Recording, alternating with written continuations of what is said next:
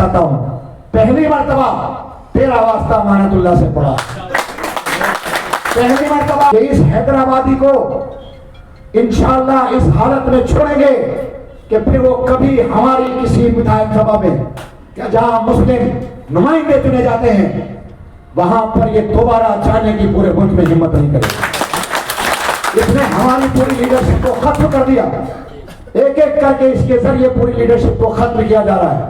यह आदमी हमें जलील करता है, यह आदमी हमारी इज्जत के साथ खेलता है। इस आदमी को अगर कुछ कह दो तो सारी ट्रोल मीडिया पीछे लग जाती है, गालियां दे रहे। मुझे कभी लीड डीलर कहते हैं, कभी मुझे दलाल कहते हैं, कभी कहते हैं कि मेरी जमानत जब्त होगी। तो एक हैदराबाद से आया हुआ शख्स जो अपने आप को मुसलमानों का हितैषी कहता है, जो अपने आप को मुसलमानों का हमदर्द कहता है, वो तय करेगा कि ओखला का विधायक कौन बनेगा। बीजेपी को गालियां देते हो, सबसे ज्यादा पैसे तुम्हारे ऊपर है, ना तुम पर ईडी आती, ना तुम पर एसीबी आती, ना तुम पर सीबीआई आती, ना तुम पर इनकम टैक्स आती। बस मैं ये पूछना चाहता हूं कि भैया ऐसा क्या है कि जो तुम्हारे को ताकत, वो लोग जो बीजेपी को गालियां देने की बात करते हैं, जो उनके खिलाफ बात करते हैं, पूरे दिन मुझे गालियां, सारे एकजुट हो गए। पैसे की अपार है इनके पास, मुकदमे लड़ने के पास लिए पैसे ना हो और करोड़ों रुपया सामग्री में लग रहा हो। आप इनके झंडे डंडे का अगर हिसाब लगा लें जो ओखला में लगे हुए हैं, तो आप इसी बात पे अंदाजा लगा लेंगे कि इनके पास ये करोड़ों रुपया आ कहां से रहा। इनकी गाड़ियां, इनके माइक, इनके हॉर्न, इनके स्टेज आप देख लीजिए, ऐसा क्यों है आखिर? असदुद्दीन, मुझे यकीन नहीं था कि असदुद्दीन ओवैसी साहब मेरे खिलाफ चुनाव लड़ाएंगे। पिछली बार किसी ने कहा था कि अमानतुल्लाह के खिलाफ चुनाव लड़ाओ, तो उन्होंने कहा था कि नहीं, वो कौम का हमदर्द है, वो लड़ता है, इसलिए मैं कैंडिडेट नहीं दूंगा। लेकिन ऐसी क्या मजबूरी थी इस बार कि आपको अमानतुल्लाह के खिलाफ कैंडिडेट देना पड़ा और आपको 15 दिन से पूरी पार्टी के साथ यह कैंप करना पड़ा, गली गली घूमना पड़ रहा है, गालियां दे रहे। मुझे कभी लीड डीलर कहते हैं, कभी मुझे दलाल कहते हैं, कभी कहते हैं कि मेरी जमानत जब्त होगी। तो एक हैदराबाद से आया हुआ शख्स जो अपने आप को मुसलमानों का हितैषी कहता है, जो अपने आप को मुसलमानों का हमदर्द कहता है, वो तय करेगा कि ओखला का विधायक कौन बनेगा, या यहाँ की अवाम जो हिंदुस्तान की सबसे ज्यादा तालीम याफ्ता अवाम है वो तय करेगी। आप बताइए, मैं पूछना चाहता हूं उनसे, जब मुसलमानों पर आपके तो एक कॉलेज है, मेडिकल कॉलेज, आप बता दो उसमें कितने गरीब मुसलमानों को फ्री में आपने उसमें मेडिकल कराया। आपके पास अस्पताल है, आप दे तो डेटा, कितने आपके पास वहां पर बच्चे हैं जिनका लोग हैं जिनको आपने फ्री में इलाज कराया। आपके पास 300,000 करोड़ रुपया है, सबसे ज्यादा आप बीजेपी को गालियां देते हो। आज तक आपको गिरफ्तार क्यों नहीं गया? अमानतुल्लाह भी गिरफ्तार हो गया, अरविंद केजरीवाल भी गिरफ्तार हो गया, सत्येंद्र जैन भी गिरफ्तार हो गया, आजम खां को तबाह कर दिया, इमरान मसूद को तबाह कर दिया, तमाम लीडरशिप को तबाह कर दिया। ऐसा तुम्हारे अंदर क्या है कि सबसे ज्यादा तुम मुसलमान उस बीजेपी को गालियां देते हो, सबसे ज्यादा पैसे तुम्हारे ऊपर है, ना तुम पर ईडी आती, ना तुम पर एसीबी आती, ना तुम पर सीबीआई आती, ना तुम पर इनकम टैक्स आती। बस मैं ये पूछना चाहता हूं कि भैया ऐसा क्या है कि जो तुम्हारे को पूछता ही कोई नहीं, और वो देखो सबसे ज्यादा गालियां। हम जरा सा कुछ कहते हैं पटने से एफआईआर इन पर क्यों नहीं होती? तो ये देखिए, समझने की जरूरत है।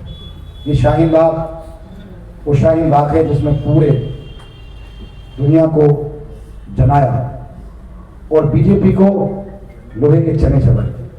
आज शाहीन बाग की शनाख्त ये एनआरसी की वजह से, और उस वक्त का नारा जो इन्होंने कहा था कि बटन इतनी तेज दबाओ, अमित शाह ने कहा था कि बटन इतनी तेज दबाओ के कारण शाहीन बाग सब लगे। लेकिन ओखला की आवाम ने बटन इतनी तेज दबाया कि अमित शाह के सीने में जाकर करंट लगा, और उसे वो 30 से सेकंड मार्जिन था मेरा। यहां दिल्ली में सब सेकंड हाईएस्ट वोटों से जीतने वाली सीट थी ओखला। 3 बजे तक मुझे हराती रही मीडिया, इनसे हजम ही नहीं हो रही थी, क्योंकि एक होम मिनिस्टर नारा दे रहा है कि इस सीट को हराओ, लेकिन अवाम ने एकजुट होकर उसको जलील किया, जलीलो ख्वार किया। आज वो 30 है, जो उसके रूप में बदला लेना चाहता है हमारे वोटों को तकसीम करके। जिंदगी में बीजेपी आम आदमी पार्टी से यहां चुनाव नहीं जीत सकती। 282 बूथ पर वोट मिलता है हमें। बीजेपी 2.5 वार्ड में लड़ती है, कांग्रेस कुछ 2 वार्ड में लड़ती है, हम पूरे 5 वार्ड में लड़ते हैं और 5 वार्ड में हिंदू भाइयों का मुसलमानों का बराबर वोट मिलता है। हमारे वोट को सिर्फ तकसीम करके ये सीट को जीतना चाहते हैं। और ये ऐसा नहीं है कि एक साहब कह रहे थे कि कैसे ये जीतेंगे। मैं बता दूं आपको, जो सेकुलर हिंदू है, जो आम आदमी पार्टी का वोटर है, उसकी पहली पसंद आम आदमी पार्टी है, लेकिन दूसरी पसंद MIM नहीं है, भाजपा है। अगर उसे ये लगेगा जैसे ये माहौल बना रहे हैं सारे मीडिया कि MIM और बीजेपी का इलेक्शन है, तो अगर MIM बीजेपी का इलेक्शन होगा तो वो सारा वहां पोलराइज हो जाएगा जब लगेगा कि आम आदमी पार्टी का विधायक नहीं जीत रहा। और उस सूरत में ये सीट किसी भी हालत में नहीं बच सकती। ये सीट को बीजेपी को अगर कोई हरा सकता है तो सिर्फ हम हरा सकते हैं, आम आदमी पार्टी हरा सकती है। और मैं बात नहीं कहना चाहता हूं ईमानदारी से कि अगर आप लोग या ओखला की आवाम सच में बीजेपी को हराना चाहती है तो वो झाड़ू का बटन दबाए। और अगर उन्हें यह लगता है कि किसी और को बटन दबाकर बीजेपी हार जाएगी तो ये उनकी गलतफहमी है। ऐसा कभी नहीं हो सकता। यहां से इन 2 वार्ड से जीतने के लिए 90,000 वोट चाहिए, जो किसी भी सूरत में ये ले नहीं सकते। अगर ये जीत नहीं सकते तो सिर्फ हमारे वोटों का ये तकसीम कर रहे हैं, नुकसान पहुंचा। और इस हालत में औरंगाबाद से, महाराष्ट्र से मेरे पास बहुत सारे टेलीफोन आते हैं कि हमारा भाई, क्योंकि मीडिया, सोशल मीडिया आज पूरा तरह से ट्रोल कर रहा है। बीजेपी की सोशल मीडिया काम कर रही है, पूरा इनकी MIM की पूरी सोशल मीडिया काम कर रही है। आप देखिए कि मेरी फेसबुक पेज पर जाकर देखिएगा, कमेंट्स देखिएगा। कोई हैदराबाद से बात कर रहा है, कोई औरंगाबाद से बात कर रहा है, कोई झारखंड से होगा, कोई सऊदी अरब से होगा, तो लोकला का है ही नहीं कोई। तो आज पूरी मीडिया मेरी इमेज खराब करने में लगी। प्रशासन मुझे चुनाव हराना चाहता है, सारी ताकतें मुझे चुनाव हराना चाहती हैं। आज कांग्रेस हो या MIM हो, इनके तमाम लीडर यहां पड़े हुए, डेरा डाले हुए लोगों को बीजेपी फंड दे करके ये कहती है कि तुम बीजेपी को तो न लड़ाओ, लेकिन वहां MIM को लड़ा दो या कांग्रेस को लड़ा दो, आसान होगा वोट तकसीम करना। हमें बहकाकर, हिलाकर, सारी चीजें करके, दिखाकर, सोशल मीडिया के जरिए इस सीट को बीजेपी हथियाना चाहती है। और जब हथियाएगी तो आपको सोच कर देखिए कि हमारी माएँ बहनें जब मनीष चौधरी के यहाँ जाएंगी अपने लेटर साइन कराने, आधार कार्ड के लेटर पर साइन कराने, तो हमारे सीने पर क्या करेंगे। आज औरंगाबाद के लोग, महाराष्ट्र के लोग कहते हैं कि भोले भाले मुसलमान इस आदमी के बहकावे में आ गए और आज रो रहे हैं कि क्या हो गया है हमसे। कहीं ऐसा ना हो कि ये सीट जो आज आपके पास है, जो हम आपके मसाइल हल करते हैं, हमारे पास हर कोई आ सकता है। हम रात को खड़े होकर सीवर साफ कराते हैं, दिन में खड़े होकर सीवर साफ कराते हैं। आपने ऐसा कोई विधायक नहीं देखा होगा, कोई नेता नहीं देखा होगा जो पूरी पूरी रात जाग कर आपकी सड़कें बनाता हो, सीवर साफ कराता हो। मेरी हजारों मिसाल है। जैसा भी हूं आपका ना, कहीं ऐसा ना हो कि छोटी मोटी नाराजगी की वजह से बड़ी गलती कर बैठे, फिर हम कहाँ जाएंगे सीवर साफ कराने, कहाँ जाएंगे पानी लेने। यहाँ तो लाइट 24-24 घंटे पहले भी नहीं आती थी। अगर ट्रांसफार्मर फूक गया तो किससे गए, क्योंकि MP है उनका। आज 12 साल 11 साल हो गए MP को, एक काम उसने नहीं किया, ना कभी आया ना हम जानते। बीजेपी के MP 3 बार बदले, पहले महेश गिरी थी, फिर वो क्रिकेटर था, अभी आया, हम जानते ही नहीं, ना कभी वो आता। ऐसे अगर उनका विधायक जीत गया तो वो कभी नहीं आएगा, क्योंकि हमारे वोट तो तकसीम करके वो जीता है, हमारे वोट हासिल करके नहीं जीतेगा। तो ये समझना बहुत जरूरी है और आपको फैसला लेने की जरूरत है।